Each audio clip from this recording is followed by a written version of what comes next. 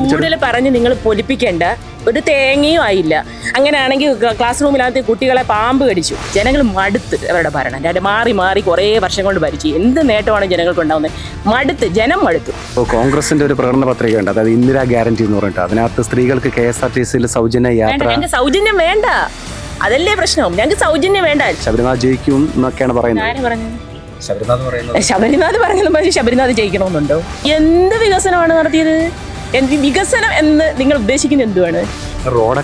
Road smart കണ്ട് വിദേശ രാജ്യങ്ങളിലൂടെ യാത്ര. വിദേശ രാജ്യങ്ങളിലോ പിന്നെ ഇവിടുത്തെ ആരോഗ്യവും എല്ലാം വളരെ വിശേഷമാണ്. നിങ്ങൾ ഈ പറയുന്ന കേട്ട് കഴിഞ്ഞാൽ ഈ വിദ്യാഭ്യാസ മന്ത്രി ഇവിടെ അപ്പൊ നമ്മുടെ ഈ കുട്ടികൾ എന്തുകൊണ്ടാണ് ഈ മൈഗ്രേറ്റ് ചെയ്യുന്ന കുട്ടികൾ?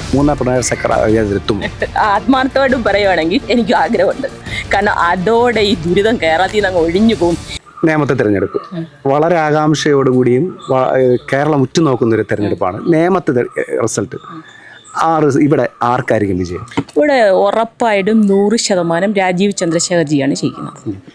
എങ്ങനെയാണ് രാജീവ് ചന്ദ്രശേഖർ ജയിക്കുന്നത് പറയുന്നത്? കാരണം എന്ന് പറഞ്ഞു കഴിഞ്ഞാൽ അദ്ദേഹം ആദ്യമായിട്ട് ഇവിടെ കേരളത്തിൽ വന്ന സമയത്ത് നമ്മുടെ എല്ലാം മനസ്സിൽ അയ്യോ ഇദ്ദേഹം വന്നിട്ട് എന്താകും, MP ആണ്, അദ്ദേഹത്തിൻ്റെ വിഷനും എല്ലാം നമുക്കറിയാം. പക്ഷേ അദ്ദേഹം തോറ്റിട്ടും ഇവിടെ നിന്ന് ഞങ്ങളോടൊപ്പം നിന്ന് ഞങ്ങളോട് ഒപ്പം പ്രവർത്തിച്ച് അപ്പം നമുക്ക് കൂടുതൽ വിശ്വാസമായി. പിന്നെ അദ്ദേഹത്തിൻ്റെ വിഷൻ, മിഷൻ, അദ്ദേഹത്തിൻ്റെ ആറ്റിറ്റ്യൂഡ്, പിന്നെ കുറേ വിഷൻസ് ഉണ്ട് അദ്ദേഹത്തിന്. അത് നടപ്പിലാക്കുന്നു. കേരളത്തിൽ നമ്മൾ ആഗ്രഹിച്ചൊരു വികസനം കേരളത്തിൽ നടപ്പിലാക്കുമെന്ന് ഞങ്ങൾക്ക് 100% ബോധ്യമുണ്ട്. അതുകൊണ്ട് ഞങ്ങൾ അദ്ദേഹത്തെ എന്ത് വില കൊടുത്തും ജയിപ്പിച്ചിരിക്കും. അപ്പോൾ ഇവിടെ ശിവൻകുട്ടി ഒട്ടനവധി വികസനങ്ങൾ, അതുപോലെ തന്നെ ഇവിടെ സ്കൂളുകൾ, റോഡുകളൊക്കെ വികസിച്ചു. എന്ത് വികസനമാണ് നടത്തിയത്? വികസനം എന്ന് നിങ്ങൾ ഉദ്ദേശിക്കുന്നത് എന്തുവാണ്? വികസനം എന്ന് പറഞ്ഞാൽ സാധാരണക്കാർ ഉദ്ദേശിക്കുന്ന വികസനമല്ല അവിടെ വേണ്ടുന്നത്. അതായത് റോഡ് പണിയും അല്ലെങ്കിൽ 5-6 ബിൽഡിങ്ങും ഒക്കെ നല്ല വികസനം. നമുക്ക് ആവശ്യം ഒരു സസ്റ്റൈനബിൾ ഡെവലപ്മെൻ്റ് ആണ്. അതായത് സുസ്ഥിര വികസനം, വരും തലമുറയ്ക്കും ഗുണമുള്ള എന്തെങ്കിലും വികസനമാണ് നടക്കുന്നത്. അങ്ങനെ വിഷനും അങ്ങനെയുള്ളൊരു കാഴ്ചപ്പാടുള്ള വ്യക്തിയാണ് ഞങ്ങളിപ്പോൾ നേമത്ത് മത്സരിക്കുന്നത്. അതുകൊണ്ടാണ് നമ്മൾ അദ്ദേഹത്തെ ജയിപ്പിക്കണമെന്ന് പറയുന്നത്. നമ്മുടെ കുട്ടികളുടെ ഭാവി സുരക്ഷിതമാകണ്ടേ? വിദ്യാഭ്യാസ മന്ത്രിയായിരുന്നു, നല്ല വിദ്യാഭ്യാസ മന്ത്രി എന്നാണ്. വിദ്യാഭ്യാസ മന്ത്രി രാജീവ് ചന്ദ്രശേഖർജിയും കൂടെ ഒരുമിച്ച് കൊണ്ടിരുന്ന് പിന്നെ ചോക്ക് കൊടുക്കുക കയ്യിൽ, എന്നിട്ട് ബോർഡിൽ എഴുതാൻ പറയണം. അപ്പോൾ അതിൽ നിന്ന് മനസ്സിലാവും നമ്മുടെ വിദ്യാഭ്യാസ മന്ത്രിയുടെ. സ്കൂളൊക്കെ ഹൈടെക് ആക്കിയിട്ടുണ്ട്, വിദേശികൾ പോലും ഈ സ്കൂളും റോഡും ഒക്കെ കണ്ടിട്ട് ആകർഷപ്പെടുന്നു എന്നാണ് LDF പറയുന്നത്. അതെ, എനിക്കറിഞ്ഞൂടാ ഏത് സ്കൂളാണ്. ഞാൻ എൻ്റെ കുട്ടികളെല്ലാം പ്രൈവറ്റ് സ്കൂളിൽ വിട്ടാണ് പഠിപ്പിച്ചത്.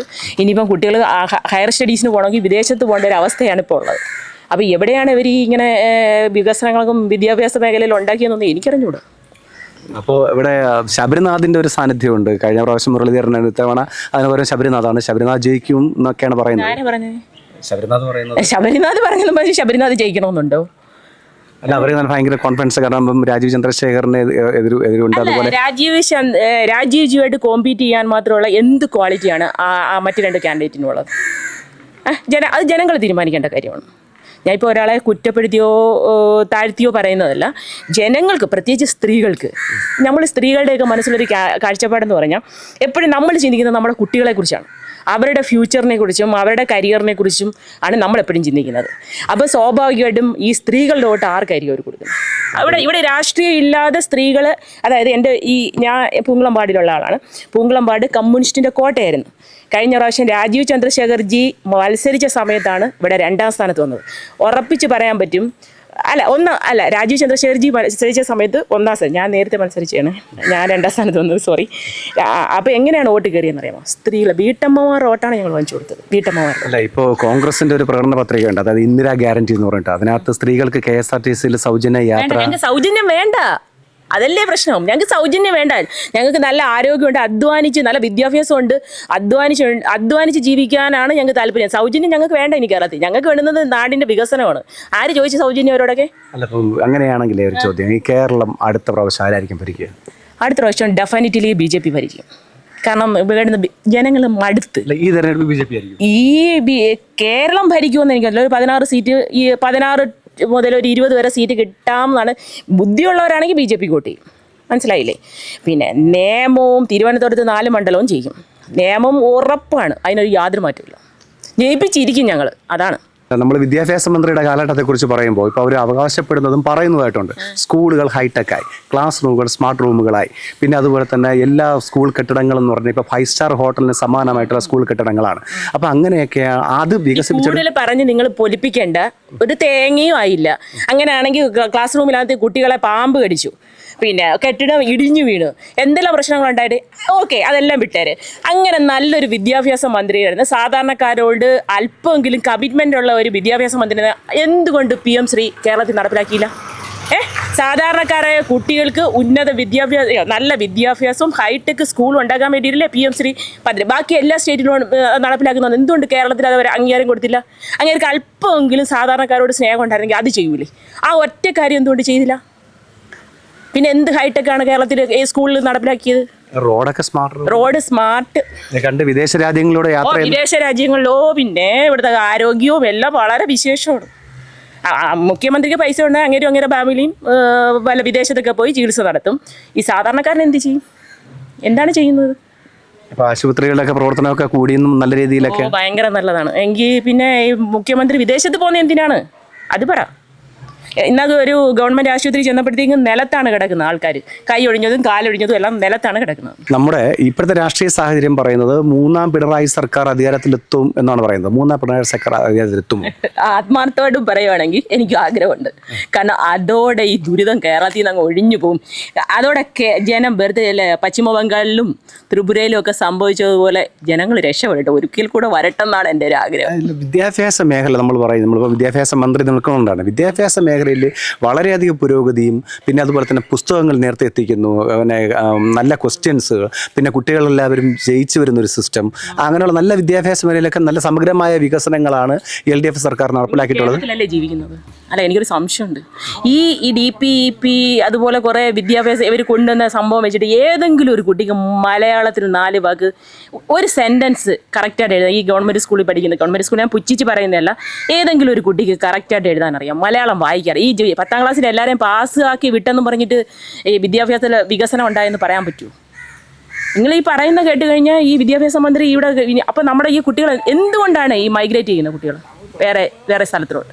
ഇവിടെ പ്രോപ്പറായിട്ട് ഒരു എഡ്യൂക്കേഷൻ സിസ്റ്റം ഇല്ലാത്തത് കൊണ്ടാണ് കുട്ടികൾ വേറെ രാജ്യങ്ങളോട്ട് പഠിക്കാൻ പോകുന്നത്. ഏതെങ്കിലും ഒരു വീട്ടിൽ ചെന്ന ഒരു പിന്നെ എഞ്ചിനീയറിംഗ് കോളേജിൽ ഇവിടുന്ന് എഞ്ചിനീയറിംഗ് കഴിഞ്ഞ് കുട്ടികൾ ഇവിടെ ആരെങ്കിലും വർക്ക് ചെയ്യുന്നുണ്ടോ? ഒരു കാര്യം കൂടെ ഞാൻ പറയാം. ഈ PM ശ്രീ കേരളത്തിൽ നടപ്പിലാക്കാത്തതിൻ്റെ കാരണം എന്താണെന്നറിയാം? സാധാരണക്കാരൻ്റെ കുട്ടികളെ ഒരു ആവറേജിന് താഴെയുള്ള പാവപ്പെട്ട കർഷകരുടെയൊക്കെ മക്കളാണ് ഈ ഗവൺമെൻറ് സ്കൂളിൽ പഠിക്കാൻ പോകുന്നത്. ഈ കുഞ്ഞുങ്ങൾ നല്ല രീതിയിൽ പഠിച്ച് നല്ല ഒരു വിദ്യാഭ്യാസം അവർക്ക് കിട്ടിക്കഴിഞ്ഞാൽ ഇവരെന്ത് ചെയ്യും? ഈ അണ്ണന്മാരുടെ കൊടി പിടിക്കാനൊന്നും പോകാൻ ആളെ കിട്ടാത്തൊരവസ്ഥ വരും. അതുകൊണ്ടാണ് കറക്റ്റായി ഇവർ ഈ കേരളത്തിൽ ഇത് നടപ്പിലാക്കാത്തത്. നിയമമണ്ഡലത്തിലല്ല, കേരളം ഇന്ന് ഏറ്റവും അധികം ചർച്ച ചെയ്യപ്പെടുന്നത് നിയമമണ്ഡലത്തിലും അങ്ങനെ 1-2 മണ്ഡലങ്ങളിൽ BJPയും കമ്മ്യൂണിസ്റ്റ് ഡീലുണ്ടെന്നാണ് പ്രതിപക്ഷ നേതാവാണ് ആദ്യമായിട്ട് പറഞ്ഞത്. ഇപ്പോൾ ഇന്നലെ നമ്മുടെ ശബരിനാഥും അതൊക്കെ പറയുന്നുണ്ടായിരുന്നു. ഇപ്പോൾ കോൺഗ്രസ് എപ്പോഴും ആരോപിക്കുന്നത് ഒരു ഡീൽ ആരോപണമാണ്. അത് നിയമമണ്ഡലത്തിലുള്ളതായിട്ട് ഇതെല്ലാം അവരുടെ വെറും ആരോപണങ്ങൾ മാത്രമാണ്. എവിടെ BJP ജയിക്കുമെന്നുണ്ടോ ഉടനെ അവരൊരു കോൺഗ്രസും BJPയും തമ്മിലുള്ള ഡീലിംഗ് ആണെന്ന് പറഞ്ഞിട്ട് ഒരു കള്ളക്കഥയും കളിക്കുക. കാരണം വിജയിക്കുന്ന സീരിയൽ ഇപ്പോൾ മഞ്ചേശ്വരത്ത് സംഭവിച്ചു കണ്ടില്ലയോ? SDPIയുടെ സ്ഥാനാർത്ഥിയെ വിഡ്രോ ആരാണ്? BJP ആണോ? അപ്പോൾ അതുപോലെ പാലക്കാട് അങ്ങനെ ജയിക്കുന്ന സ്ഥലത്തെല്ലാം ഇവർ ചുമ്മാ ആരോപണം. അതായത് നേമത്ത് ആദ്യം രാജേട്ടൻ മത്സരിക്കുന്ന സമയത്ത് 6000 വോട്ടിൻ്റെ ഭൂരിപക്ഷത്തിന് 6000-ലധികം വോട്ടിൻ്റെ ഭൂരിപക്ഷത്തിനാണെന്ന് തോന്നുന്നു രാജേട്ടൻ ജയിച്ച മണ്ഡലമാണ്. അത് കഴിഞ്ഞ് രണ്ടാമത് കുമ്മനം രാജേട്ടൻ വന്നപ്പം അത് 3000 ഈ ശിവൻകുട്ടി ജയിക്കുന്ന സമയത്ത് 3000-ൽ പരം വോട്ടിൻ്റെ ഭൂരിപക്ഷമുള്ളൂ. അതെങ്ങനെ വന്നത്? SDPIയുടെ പിന്തുണയോടെയാണ്. അന്ന് കോൺഗ്രസും ഈ കമ്മ്യൂണിസ്റ്റുകാരും തമ്മിലുള്ള ഡീലിംഗ് ആണ്. അങ്ങനെയാണ് കുമ്മനം രാജേട്ടൻ. ഇപ്പം എന്ത് വന്നാലും എന്തൊക്കെ തറവേല കാണിച്ചാലും രാജീവേട്ടൻ ജയിക്കുമെന്ന് അവർക്ക് ഉറപ്പുണ്ട്. നല്ല 40,000-ലധികം വോട്ടിൻ്റെ ഭൂരിപക്ഷത്തിൽ ജയിക്കും. അപ്പം പിന്നെ ഇതൊന്നും ജനങ്ങളൊന്നും വിശ്വസിക്കില്ല. ജനങ്ങൾ മടുത്ത് അവരുടെ ഭരണം മാറി കുറേ വർഷം കൊണ്ട് ഭരിച്ച് എന്ത് നേട്ടമാണ് ജനങ്ങൾക്ക് ഉണ്ടാകുന്നത്? ജനം മടുത്തു.